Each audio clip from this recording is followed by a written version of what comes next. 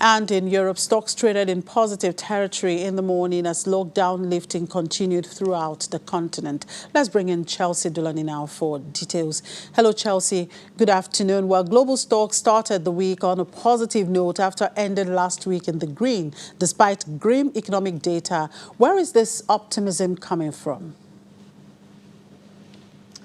Well, a lot of the optimism we've seen over the past couple of weeks has been driven by a lot of hope that economies will start to reopen soon, that soon things will be getting slightly back to normal. Here in Germany, for example, pretty much all of the major restrictions on business are set to be rolled back over the coming weeks. But this optimism hasn't really translated into higher stock prices here in the early afternoon in Frankfurt. The early day stock rally has really lost momentum, and now we're down about 1% on the German stock exchange, the DAX.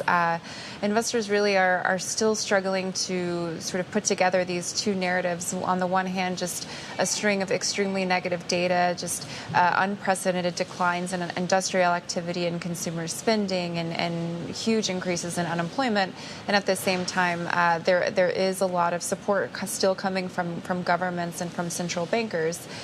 So for now, investors are taking a little bit more of a cautious stance, but we have seen a lot of strength in markets over the past several weeks, and I think investors are still hopeful that the worst is really behind us as far as the stock sell-offs go.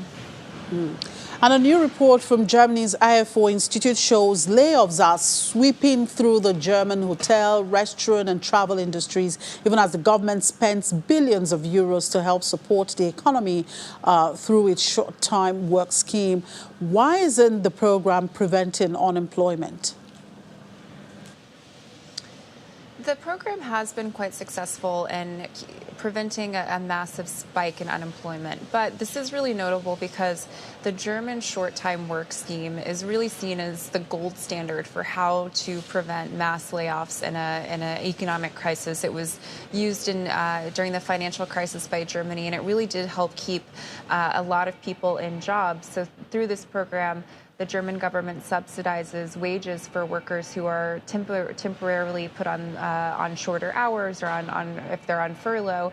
And so whenever the crisis is over, these people still have jobs and they can quickly get back into doing those jobs. But this is only having a large impact, but it's not really a silver bullet for the economic situation. And so we are seeing layoffs pretty much against every industry. A lot of this is, of course, in the service sector, restaurants, hotels, etc.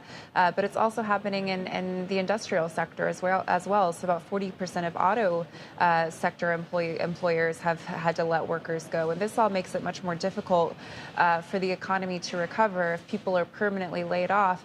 If we're looking at a big spike in unemployment, that's going to mean it's going to take longer for the economy to get back to normal.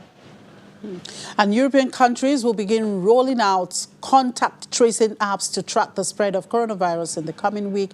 But after efforts at coordinating the technology were stymied by internal politics, do experts fear these apps will be less effective?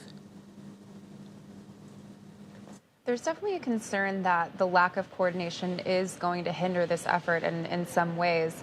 One of the big points of agreement among EU leaders is that they do need an app that will allow them to track how the virus is spreading, not just within the country, but also throughout the continent, so across EU borders.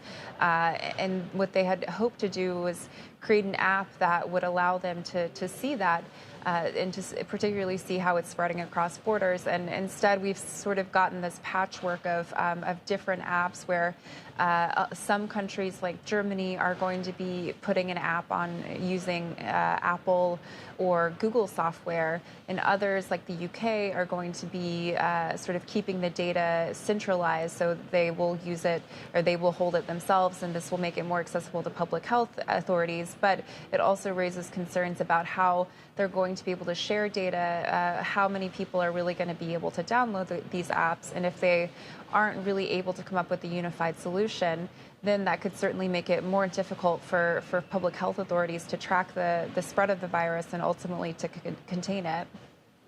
All right, thank you, Chelsea. Well, it's a new week, and we'll continue to track those developments there from the European space. Thank you for your time, and enjoy the rest of the day.